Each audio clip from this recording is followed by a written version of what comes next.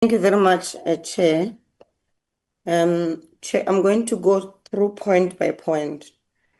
And maybe to the point of Honorable Dr. Beck is to say, if Treasury doesn't respond to our recommendations, what makes him think that even if there were one or two reservations, they will respond to them? I think recommendations must still be made and Treasury must still be held accountable, whether there are 20 or 1 or 4.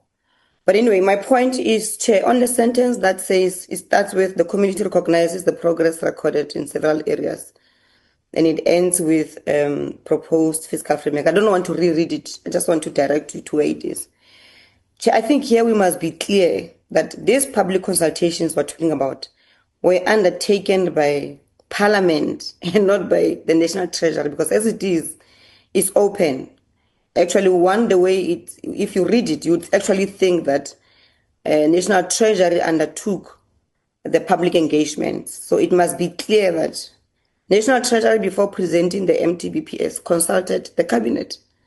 And that's as far as their consultation is concerned. But beyond the presentation of the MTBPS, it is Parliament that undertook these consultations.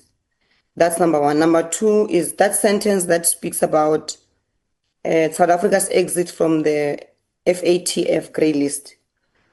Chair, I want to argue that the sentence, the way it is, it's not true.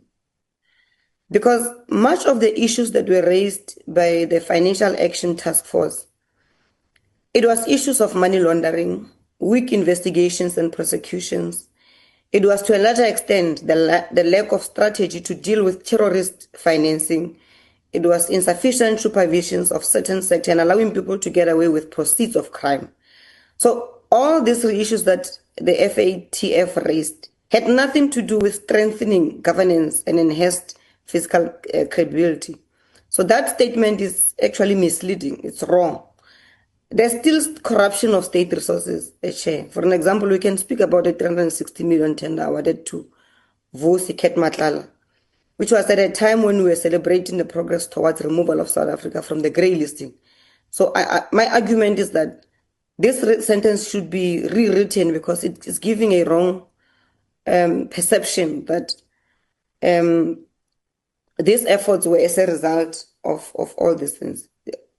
The grey listing had nothing to do with strengthening governance. If anything, they raised issues that are in connection with what I've already raised. The last point on 7.1, the sentence that starts with at the operational level, the achievement and projected expansion. Chair, the report must be critical of the so-called envisaged stabilization of the debt to GDP. Because National Treasury has been saying this for the past 3 years or more.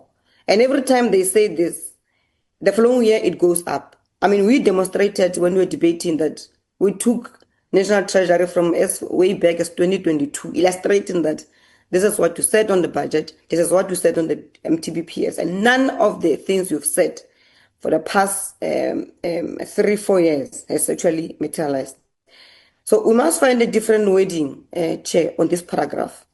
And that will be all from my side on 7.1. I'll come back on 7.2, Chair. I thank you. Okay.